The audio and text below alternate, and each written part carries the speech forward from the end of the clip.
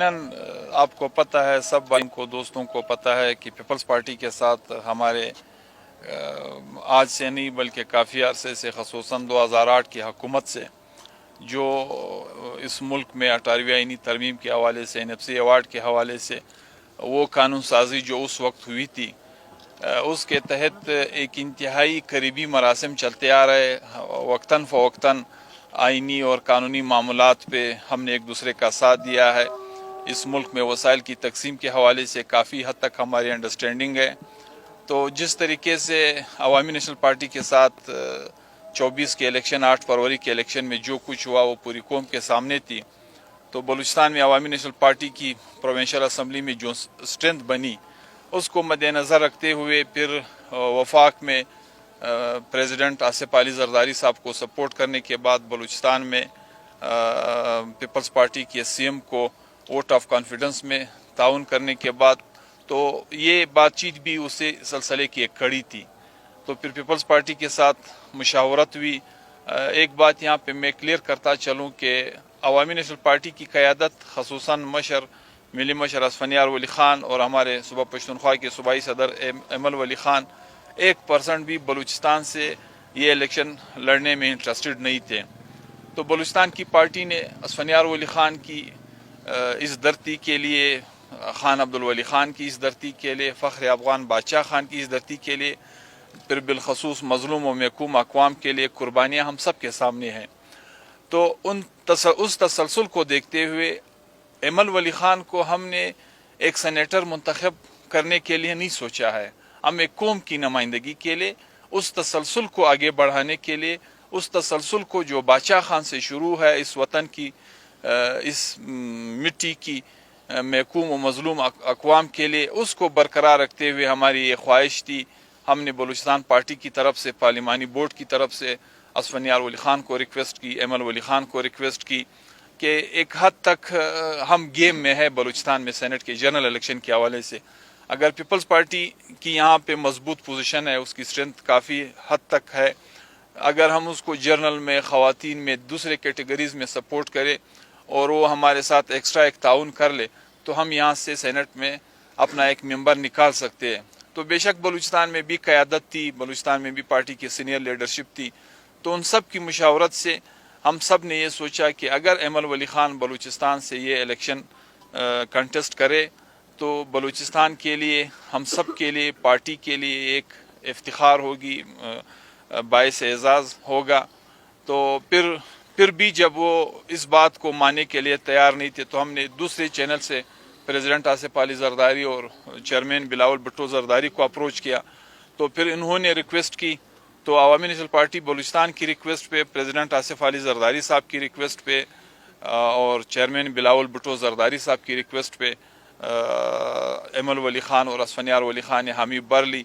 تو آج ہم نے اس کے کاغذات نامزدگی جنرل نشست کے لیے جمع کرا دیے۔ باقی اللہ سے امید ہے انشاءاللہ پیپلز پارٹی کے ساتھ مل کر عوامی نیشنل پارٹی یہ سیٹ انشاءاللہ نکالنے کی کوشش کرے گی۔ جس طرح آپ نے الزامات لگائے، جس طرح آپ الزامات لگا رہے تھے کہ آپ کے ساتھ دھاندلی ہوئی الیکشن میں، جس کے خلاف آپ نے دھرنا بھی دیا کئی دنوں تک، PV 50 خلاف سے آپ کے کینڈیڈیٹ جیتے تھے، تو آپ کے کینڈیڈیٹ پر بھی الزامات لگے دھاندلی پہ، جس کے بعد الیکشن کمیشن نے وہاں پہ ری پولنگ کا آرڈر دیا ہے، تو کیا کہیں گے اس پر؟ یقیناً یہ زیادتی 8 فروری کے بعد نہیں، اس سے پہلے بھی، اور 8 فروری کے بعد تو بڑی دھوم دھام سے ہم سب کے سامنے ہے۔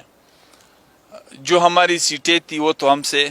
بزور زبردستی 47 فارم کے ذریعے سے ہم سے لیے گئے، اور جو 45 کے مطابق ہماری سیٹیں تھی اس کو بھی ایک ایک کر کے کم کرنے کی کوشش کی جا رہی ہے۔ انجینئر زمرک خانہ چکزئی بالکل یہ الیکشن جیت چکا ہے، اس میں کوئی دوسری رائے نہیں ہے، 45 فارم کے تحت جیتا ہے۔ ابھی یہ طریقہ کار کو دیکھتے ہوئے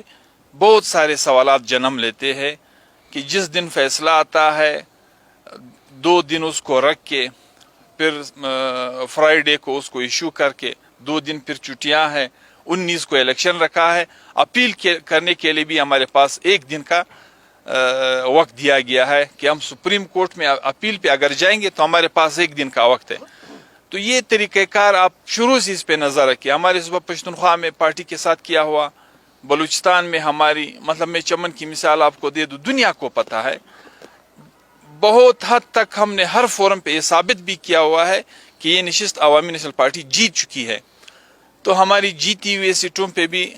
یار دوستوں نے پاؤں رکھا, اور جو ہم جیت کے اسمبلی میں حلف اٹھا کے ابھی اسے بھی ایک ایک کر کے لینے کی کوشش کی جا رہی ہے. سر اتنے اعتراضات کے باوجود پھر اسی سسٹم کا حصہ بننے جا رہے ہیں, کیا کہیں گے؟ دیکھو, جمہوریت پہ ہمارا یقین ہے, پارلیمنٹ کی بالادستی کے بغیر کوئی مسئلہ یہاں پہ حل نہیں ہو سکتا ہے, آزاد عدلیہ کے بغیر کوئی مسئلہ یہاں پہ حل نہیں ہو سکتا ہے. آزاد الیکشن کمیشن کے وجود میں آنے تک یہاں پہ اس سسٹم پہ اعتماد کم ہوتا جائے گا جب تک ہم اداروں کو مضبوط نہیں کریں گے. ہماری آخری حد تک پارلیمنٹ پہ یقین رکھتے ہوئے یہ کوشش ہوگی, یہ جدوجہد ہوگی کہ یہاں پہ ایک آزاد خود مختار پارلیمنٹ وجود میں آ جائے, عوام کے فیصلے پارلیمنٹ میں عوام کے منتخب نمائندوں کے ذریعے سے ہو, نہ کہ کہیں سے کسی میسج پہ, کہیں سے کسی زبردستی پہ, کہیں سے کسی ڈائریکشنز پہ عوام کے فیصلے نہیں ہونے چاہیے. سر یہ بتائیں کہ اسٹیبلشمنٹ نے 2008 کے انتخابات سے کب اعلان کیا تھا کہ وہ غیر جانبدار رہنے کا انہوں نے فیصلہ کیا ہے, تو پھر الیکشن ہوئے, جس طرح کے الیکشن ہوئے ہیں وہ آپ کے سامنے ہیں. آپ کے خیال میں اب اسٹیبلشمنٹ غیر جانبدار ہیں یا فیصلے انہی کے مرضی سے ہو رہے تھے؟ میں تو ابھی یہ کہتا ہوں کہ ان کی مرضی سے نہیں بلکہ وہ خود کر رہے ہیں. ایک ہوتا ہے کسی میں کسی کی رائے لینا, کسی سے پوچھ لینا, لیکن کہیں پہ کوئی آ کے سارا سب کچھ اٹھا لے, بیلٹ بکسا سے لے کے بیلٹ پیپر تک, پولنگ سٹیشن کی اسکیم تک, پولنگ عملے کی تعیناتی تک, یہ تو سارے معاملے ان کے ہاتھ میں ہیں. آپ کے سامنے نہیں ہے پورے پشتونخوا کا رزلٹ, پورے بلوچستان کا رزلٹ. کیا بلوچستان میں اس کوئٹہ سٹی میں آپ کو 1 نہیں, 2 نہیں, 3 نہیں, 4 نہیں, 5 نہیں, اگر میں کہوں کہ 7 تک آپ کو نظر نہیں آ رہا ہے کہ جس کو حلقے میں علاقے کے 2 معتبر بندے جانتے تک نہیں ہے, تو اس کو کیسے جتوایا گیا؟ کیا یہ سب ہم سے ہماری نظروں میں نہیں ہے؟ الیکشن پہلے ایک حد تک, مطلب پہلے یہ کہا جاتا تھا کہ اسٹیبلشمنٹ معاملات کو 18 سے 20 کر سکتے ہیں, 17 سے 20 کر سکتے ہیں. ابھی تو یہ 1 سے 100 بنا دیتے ہیں اور 99 کو جو ہے 0 پہ لے آتے ہیں. یہ تو پورے پاکستان کا رزلٹ آپ کے سامنے ہے.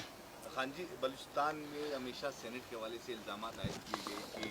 ووٹ فروخت کیے جاتے ہیں, منڈیاں لگتی ہیں. اس وقت جو پیپلز پارٹی کے ایسے کینڈیڈیٹس بھی, ان پر یہ الزامات ہے کہ انہوں نے کروڑوں روپے دے کر جیت لیا, تو کیا ان کی گارنٹی کون دے گا کہ وہ سینٹ الیکشن میں ووٹ کریں گے انہی افراد کو جن کو ٹکٹ جاری کیا گیا ہے؟ کیا اس میں بھی بلوچستان میں ایک مرحلہ تو پرسوں ہمارے نظروں سے گزر گیا, ہم سب نے دیکھ لیا. ایک حد تک جس پارٹیوں کی پوزیشن تھی پروونشل اسمبلی میں, وہ اپنے سیٹ نکال لیے. پیپلز پارٹی کے پاس اسٹرینتھ تھی, انہوں نے اپنا ایک سیٹ نکال لیا امیر قدوس بزنجو صاحب کی صورت میں. نون لیگ کے پاس اسٹرینتھ تھی, انہوں نے اپنا سیٹ نکال دیا. جے یو آئی کے پاس تیسری اپوزیشن جماعت بڑی پارٹی کی حیثیت سے اسٹرینتھ تھی, اس نے اپنا سیٹ نکال دیا. عوامی نیشنل پارٹی نے بھی جے یو آئی کو سپورٹ کیا اس الیکشن میں. ہماری خواہش بھی ہوگی, کوشش بھی یہی ہوگی کہ بلوچستان کا آئندہ سینٹ اسٹرینتھ کو دیکھتے ہوئے اول تو بلا مقابلہ آ جانا چاہیے, جس طرح ایک دفعہ ہوا تھا, تاکہ یہاں پہ کوئی منڈی نہ لگ جائے, لوگوں کی ضمیر کی خرید و فروخت نہ ہو. یا پھر پرسوں جو الیکشن ہمارے سامنے ہوئے 3 سیٹوں پہ, شاید اگر حکومت کوشش کرتی, خاص کر پیپلز پارٹی کوشش کرتی, تو میں بھی یہ تیسرا سیٹ بھی وہ لے سکتے تھے, نکال سکتے تھے. چونکہ انہوں نے بھی کوشش نہیں کی, فراخ دلی کا مظاہرہ کیا, جمعیت کے مینڈیٹ کو تسلیم کیا اسمبلی فلور پہ. سب نے ایک دوسرے کے مینڈیٹ کو تسلیم کرتے ہوئے سب کو اپنی اسٹرینتھ کے مطابق ایک سیٹ ملا. ابھی بھی ہماری یہی ریکویسٹ ہوگی, جتنے بھی کولیشن پارٹنر ہیں, جتنے بھی اپوزیشن کی پارٹیاں ہیں, یا جو بھی بعد میں اتحاد بنتے ہیں, جس طرح پیپلز پارٹی کے ساتھ ہم ایک اتحاد میں جا رہے, دوسرے بھی ایک دوسرے کے ساتھ رابطے میں, تو کم از کم جو پارٹیوں کے نامنیز ہو وہ نکل آئے. خرید و فروخت والے کم سے کم اس دور سے وہ نکالنے کی ضرور